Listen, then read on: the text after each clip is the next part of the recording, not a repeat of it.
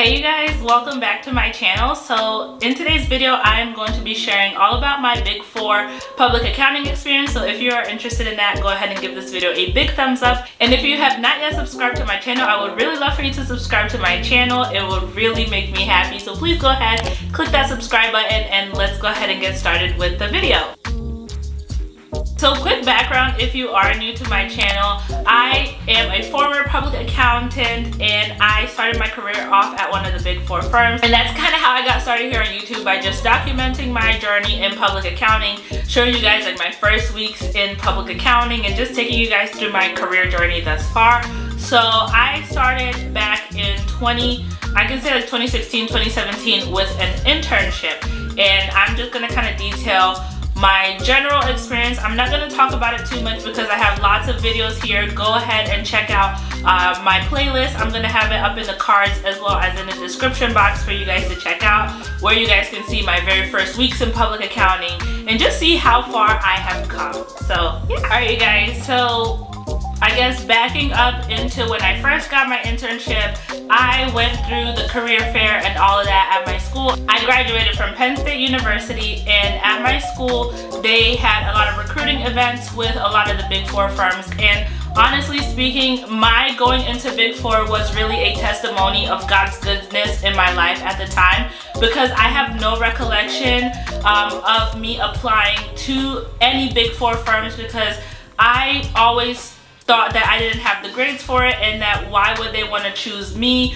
you know. And I saw a lot of my other classmates applying and going to the Big 4 lines at the career fair. I just thought that that wasn't for me. I didn't think that Big 4 would pick me, and I was super intimidated by the thought in general that I did not apply at all. I remember I went to one event for KPMG, but I remember I was super scared, super nervous, so I ended up not applying. I did not go to the booth at all, but I don't know if during one of the other events that they had on campus, my resume somehow ended up in their lap, or they were looking for students of color, just honestly speaking, because I got into one of the leadership programs. Is it leadership? What is it called? I pretty much got into Big 4 through this program that is for minority students. I got an email randomly one day on my school email saying that I was selected for an interview for the Big 4 that I worked at. And so when I got the email, I was like, oh, okay, cool. Talked to my advisors. They said I should go for it. I did end up doing the formal application process at that point, and then I did go ahead and like have to fill out what office I wanted to go to for, or like my potential list. I think it was like my top 3 or top 5 offices, and so I chose a couple of them, one being Houston, and I think it was myself and one other guy who picked the Houston office, and we both got flown out to Houston. We did the interview and it was very informal, so it was like an office meet and greet for all the candidates who got chosen to do internships at the Houston office. And then I had an interview with a manager as well as a partner, and both interviews went pretty great. It was very conversational style, and then at the end of the interview I ended up finding out that the reason I was flown out is because I was selected for an internship. And again, it's a huge testimony for me, because I don't think I deserved it. You guys, I had just dropped out of my intermediate accounting class. I was doing really bad in my managerial accounting class, and upon applying for the internships, they do check your transcript, and some way somehow I still had good enough grades that they chose me. So that is kind of how I got into public accounting. I did do another public accounting internship for a mid-tier firm in the DMV area, so that is the DC, Maryland, Virginia area, and it was actually in Bethesda, Maryland. So that one I had applied. Well, I had gone to their booth at the career fair and talked to the recruiters. They saw my resume and they did give me an internship offer. However, the Big 4 one, it's really just, it was God on my side for that one, okay? So anywho, fast forward to me doing my internship. I've talked about my internship experience. Overall, it was pretty great. I had two oil and gas clients. One was a bigger client, Hess. I was on the Hess engagement, so if you live in Houston and you know Houston, oil and gas is predominant. Hess was one of the clients I was on. And then I was on another client that was located out in the Memorial area, like right by Memorial Hospital, Memorial Mall, like right near the movie theater. I forgot the name of that client, but it was a client that dealt with oil and gas. But I was brought on because they needed someone who spoke Portuguese or who understood Portuguese in order to help do some document translation. So during my internship, I did a lot of document translation and then kind of translating for my team between the Brazilian subsidiary and the main client, and of course the audit team. So that's kind of the base of my internship. The internship went very well, did what I had to do, showed up to work when I had to show up, and then at the end of the internship, I found out that I did get hired to come on as a full-time staff, and we got flown out to Disney World just as a way to celebrate. Then fast forward to when I started working full-time. Overall, I had a great experience, and originally I was supposed to go back to that team that had the Brazilian client that spoke Portuguese. I was supposed to go back on that team. However, that client, I guess due to budget and different financial reasons, they switched public accountants, they switched auditors the year that I came on. And also, quick background, I did defer my start date by a little bit. If I would have started during my original start date, I would have been on that client. So the year that I did start, the client decided to go with another accounting firm, and that whole team got rerouted. The person who was the staff on the team when I was an intern ended up leaving. The person who was the senior on the team also ended up leaving, and then the person who was the manager when I was an intern, she ended up getting a brand new team.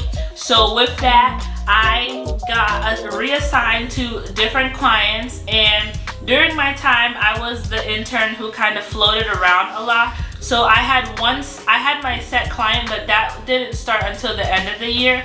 And with public accounting, it's hit or miss. You are either assigned to a big client, and that's your client for most of the year, and then every now and again you go and help out other teams, or you have two main clients that you're working on throughout the year. And that really helps because you're able to learn the client, and a lot of people start even during their internship. So most people that I work with on my major client, on my Fortune 500 client, they started as interns. They came on as first year staff. Other people, they were second year staff.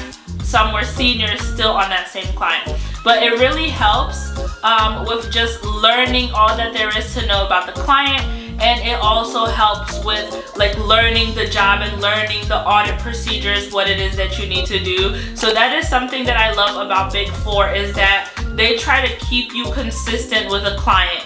And then in my case, I had two clients. One was a Fortune 500, which was supposed to be my main client throughout most part of the year, within the planning phase, and then like all the way into doing the actual audit testing. And then I had another client who was not a Fortune 500, but they are well known in the Texas, like pretty much in the whole southern region and into part of the West Coast as well. I'm not gonna say the name, but it's a well-known furniture brand. I'll leave it at that. So those were my two main clients, and then I just kind of hopped around in between time to other clients as need came about. And so with public accounting, you have your assignments. So you need to check your schedule every day, every week, because your schedule could be changing. Usually as long as you're on top of your schedule, they're pretty good with letting you know in advance what clients you are assigned to, so that way you can connect with the team, connect with the senior, get all the information that you do need to get.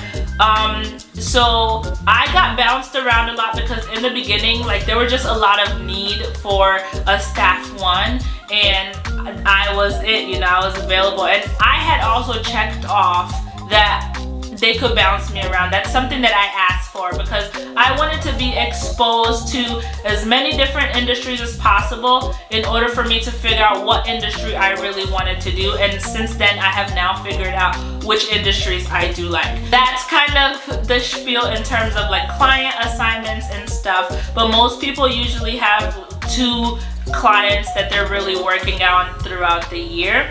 And then inventory counts. I've talked about inventory counts a lot, but honestly, I loved inventory counts during my Big 4 experience. I loved inventory counts as a Big 4 employee versus mid-tier employee. And that's because my inventory counts at Big 4 were really awesome. I got to go to different places. I got to go to Louisiana a couple of times, and also I did get a little cheat because I got married in December, right around the holiday season. My anniversary is December 21st, and so I did an inventory count right before my wedding. You have to. It's mandatory that everybody does an inventory count, especially when it's your first year. So I got my mandatory inventory count out of the way before my wedding because obviously I took time off for my wedding and I had already told them and stuff. So usually around December, around the holidays, like right around New Year's, that's when everybody is assigned an inventory count. Some people are lucky to not be assigned until afterwards. So I did my mandatory one before my wedding, and then I had a couple more inventory counts when I came back in January for busy season. So now I want to touch on busy season. Busy season for me was at my Fortune. I had two clients for busy season, and one of them being at the big Fortune 500 company. It's a well-known company in Houston as well, and that was pretty awesome. It was hard, you know, you had late nights, that comes with the territory.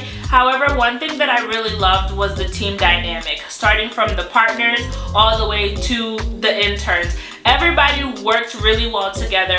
The partners really did their best to give us a proper work-life balance. And then the 2 weeks before filing, and the client was an accelerated filer, so 2 weeks before filing, all hands was on deck, which meant we were working to get things done. But through it all, we had good work-life balance where we worked Monday, Tuesday, and Thursday were the 3 days that we worked late hours, that we would work till 11, midnight, sometimes 1 in the morning.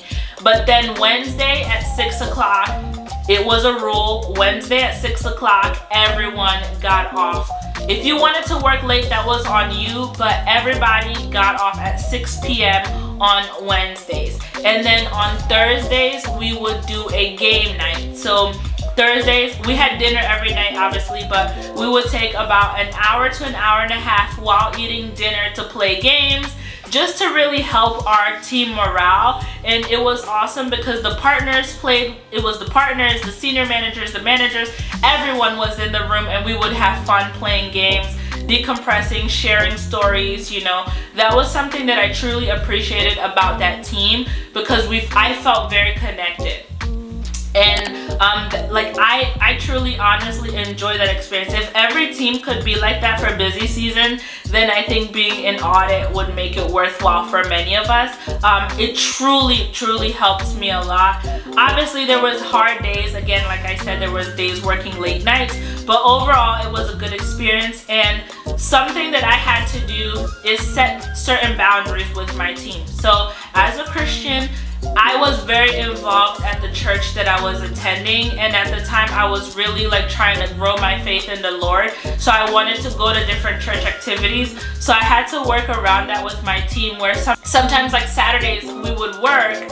Instead of leaving when everybody else left, I was allowed to leave a little bit early on Saturdays to be able to attend a church event. Or for example, if I had like sometimes they would do like a Bible study on Thursday or something, where as long as I knew ahead of time, I was able to attend that. But then that meant I had to work on Sundays.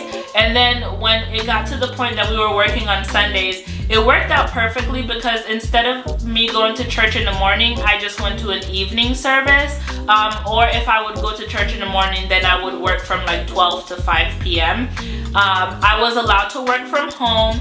Early on, I proved myself as an employee, I proved myself as a staff where I was allowed to work. I think a month in, I was given the green light that I could work from home if I needed to. I also sprained my ankle like during like my first 6 months. So also, I think it was like my 3rd month, but like I had a miscarriage, I sprained my ankle. So with that, I was allowed to work from home.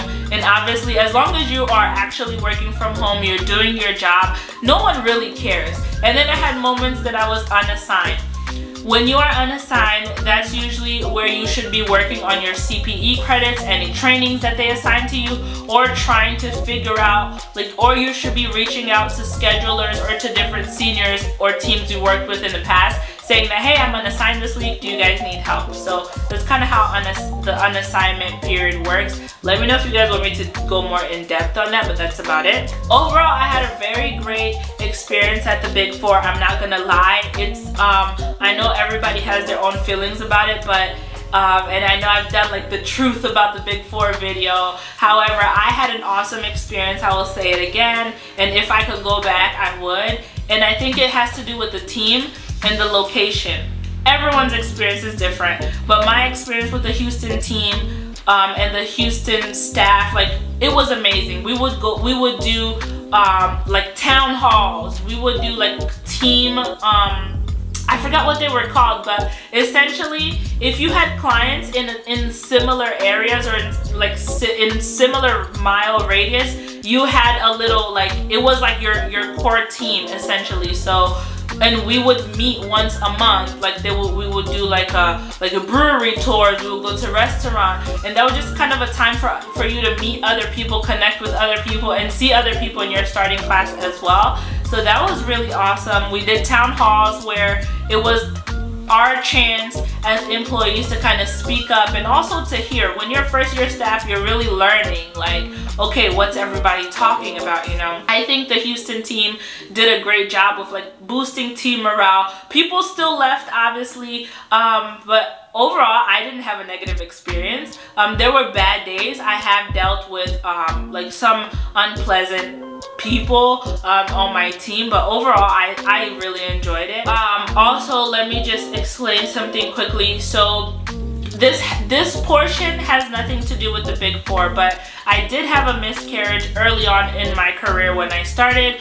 That was right around the time that I started working. I had found out that I was pregnant, and then I had miscarried, and that had nothing to do with the job. However, I ended up having 2 more miscarriages after that, and my doctor did not know if that was due to work-related stress or not, because I was traveling a lot, I was on the go a lot, and of course with working the late hours, all of that takes a toll on your body, because you're waking up at 4 or 5 a.m., you're at work by 7, 8 a.m., and you're not going to sleep until 3 a.m. essentially. At least that was my schedule. So all of that kind of contributed to me leaving the Big 4. I was in and out of the hospital a lot, in and out of the emergency room. I had constant doctor's appointments, and y'all know doctor's appointments, especially with OBs, can't really get scheduled early on in the day or later in the day, because that's usually when your doctor is in surgery. So the middle of the day is kind of when you have to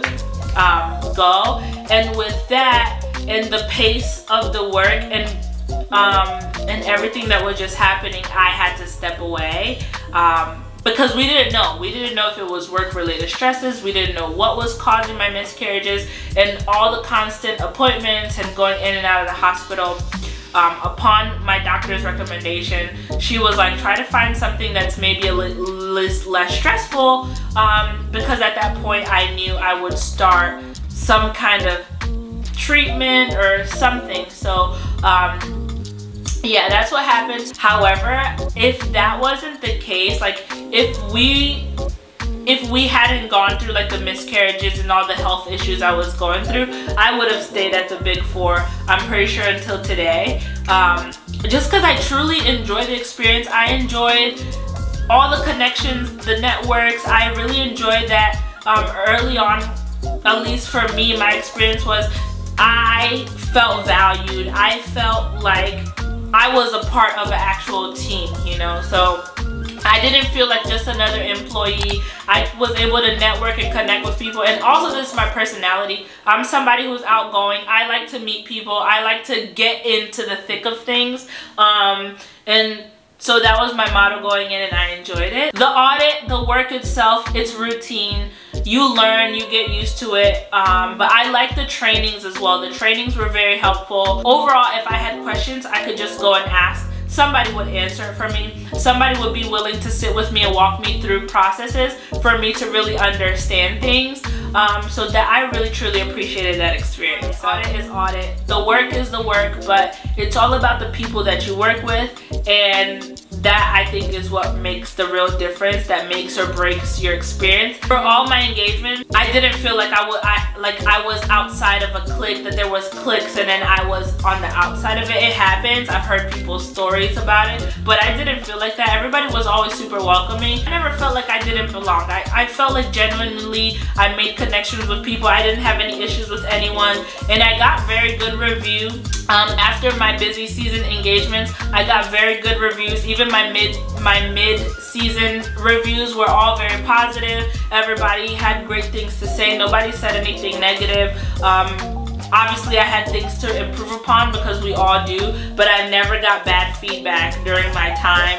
I wasn't put on a performance improvement plan or anything like that. Overall, if it wasn't life and health issues, I would have stayed at Big 4. So again, I think if you find a great team, stick with it, you know. And if you are maybe at an office that isn't making you happy, or you're feeling like you're not getting along with people, reach out to a scheduler, reach out to HR, try to see if they can put you on a different team. Ask to go to a different industry as well, because that could help. This is my biggest piece of advice that I will leave with you.